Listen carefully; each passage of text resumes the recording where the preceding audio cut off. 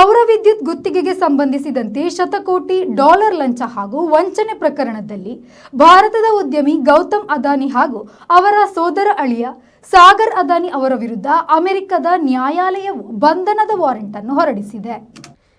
2237 ಕೋಟಿ ಲಂಚದ ಆರೋಪದಲ್ಲಿ ಗೌತಮ್ ಅದಾನಿ, ಸಾಗರ್ ಆರ್ ಅದಾನಿ ಹಾಗೂ ವಿನೀತ್ ಎಸ್ ಜೈನ್ ವಿರುದ್ಧ 5 ಅಂಶಗಳ ಕ್ರಿಮಿನಲ್ ಆರೋಪ ಪಟ್ಟಿಯನ್ನು ನ್ಯೂಯಾರ್ಕ್ನ ಪೂರ್ವ ಜಿಲ್ಲಾ ನ್ಯಾಯಾಲಯಕ್ಕೆ ಅಮೆರಿಕದ ಪ್ರಾಸಿಕ್ಯೂಟರ್ ಸಲ್ಲಿಸಿದರು.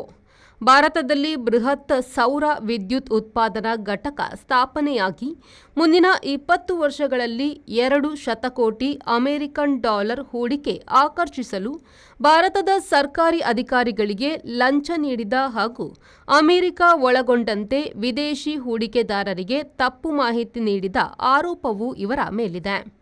ನ್ಯಾಯಾಲಯದ ಆದೇಶದ ಬೆನ್ನಲ್ಲೇ 5,000 ಕೋಟಿ ಸಂಗ್ರಹಿಸುವ ಬಾಂಡ್ ಬಿಡುಗಡೆ ಮಾಡುವ ಪ್ರಸ್ತಾವನೆಯಿಂದ ಅದಾನಿ ಗ್ರೀನ್ ಕಂಪನಿ ಹಿಂದೆ ಸರಿದಿದೆ ಎಂದು ವರದಿಯಾಗಿದೆ.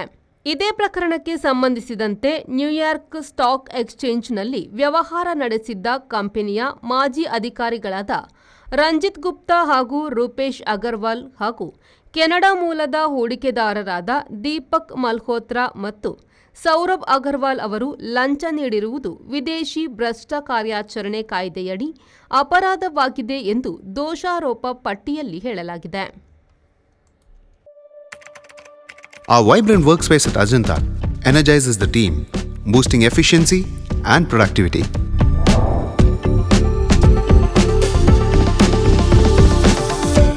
Well-designed modern conference space for important presentations with top-notch amenities, fueling our growth.